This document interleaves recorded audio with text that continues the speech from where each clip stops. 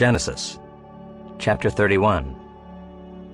Now Jacob heard that the sons of Laban were saying, "Jacob has taken all that was our father's, and from what was our father's he has gained all this wealth." And Jacob saw that Laban did not regard him with favor as before. Then the Lord said to Jacob, "Return to the land of your fathers and to your kindred, and I will be with you."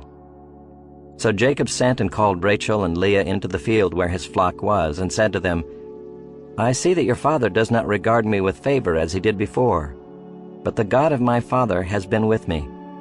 You know that I have served your father with all my strength, yet your father has cheated me and changed my wages 10 times.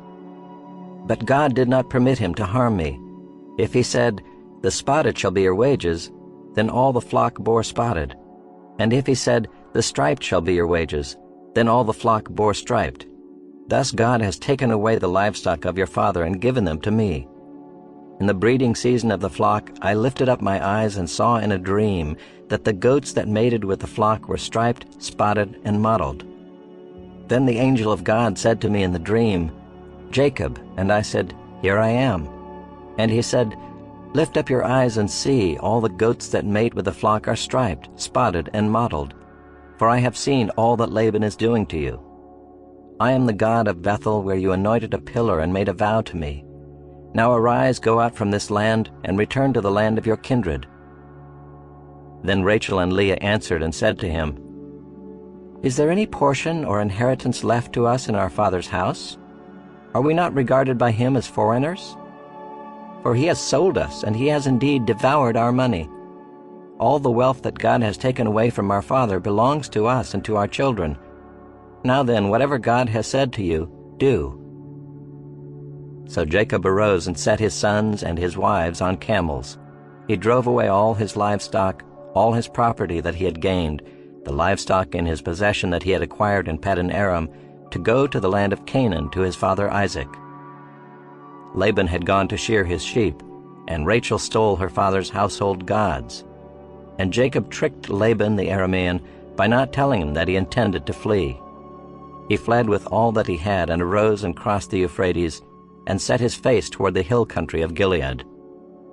When it was told Laban on the 3rd day that Jacob had fled, he took his kinsman with him and pursued him for 7 days and followed close after him into the hill country of Gilead. But God came to Laban the Aramean in a dream by night and said to him, "Be careful not to say anything to Jacob, either good or bad." And Laban overtook Jacob. Now Jacob had pitched his tent in the hill country, and Laban with his kinsmen pitched tents in the hill country of Gilead. And Laban said to Jacob, "What have you done that you have tricked me and driven away my daughters like captives of the sword? Why did you flee secretly and trick me and did not tell me, so that I might have sent you away with mirth and songs, with tambourine and lyre? And why did you not permit me to kiss my sons and my daughters farewell? Now you have done foolishly. It is in my power to do you harm. But the God of your father spoke to me last night, saying, 'Be careful not to say anything to Jacob, either good or bad.' And now you have gone away because you longed greatly for your father's house. But why did you steal my gods?" Jacob answered and said to Laban, "Because I was afraid, for I thought that you would take your daughters from me by force. Anyone with whom you find your gods shall not live. In the presence of our kinsmen point out what I have that is yours and take it." Now Jacob did not know that Rachel had stolen them. So Laban went into Jacob's tent and into Leah's tent and into the tent of the 2 female servants, but he did not find them.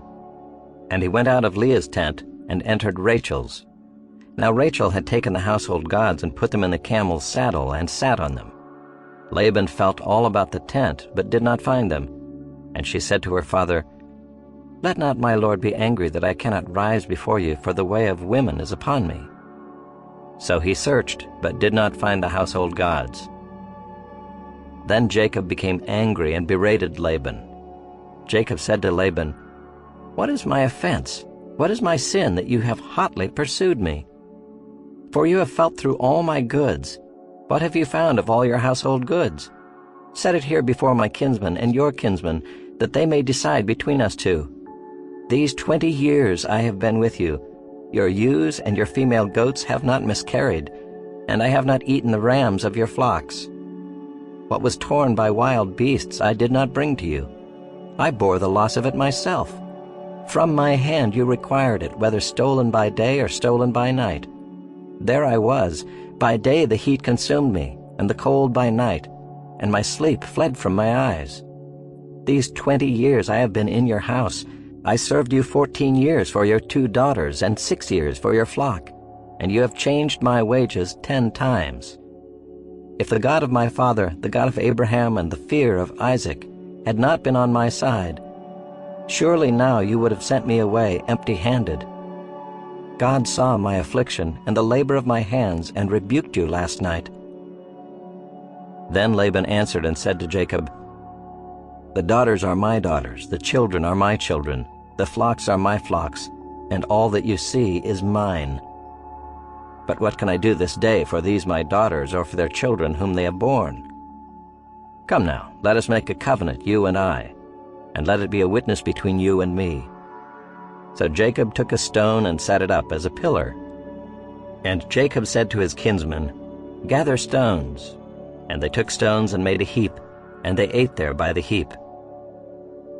Laban called it Jegar-sahadutha, but Jacob called it Gilead. Laban said, "This heap is a witness between you and me today."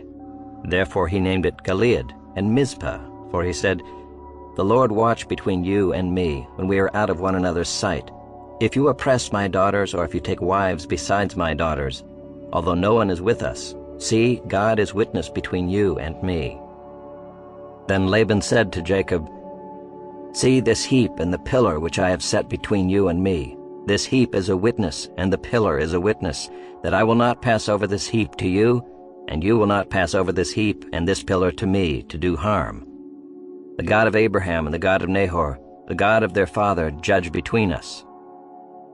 So Jacob swore by the fear of his father Isaac, and Jacob offered a sacrifice in the hill country and called his kinsmen to eat bread.